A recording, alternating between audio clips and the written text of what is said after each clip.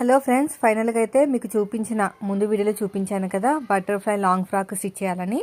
వెనకాల వచ్చేసి మనకి ఇలాగా పొడుగ్గా లీవ్ షేప్లో వస్తుంది అనమాట. హ్యాంగింగ్స్ కూడా పెట్టమన్నారు.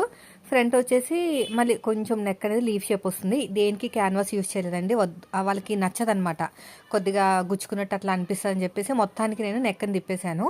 చాలా స్మూత్గా ఉంటుంది, ఏం ప్రాబ్లం ఉండదు. మనకి ఫ్యాబ్రిక్ స్ట్రాంగ్గా ఉంటే ఏ ప్రాబ్లం ఉండదు, పల్చకున్న వాటికే ప్రాబ్లం ఉంటుంది. చూడండి, ఫైనల్ లుక్ అనేది ఇలా ఉండింది. అయితే బటర్ఫ్లై మిడిల్లోకి వచ్చేటట్టు ట్రై చేద్దాం అనుకున్నాను, కానీ క్లాత్ వేస్ట్ అయిపోతుంది అనమాట. ఎందుకు వచ్చిందని చెప్పేసి ఇంకా నేను ట్రై చేయలేదు.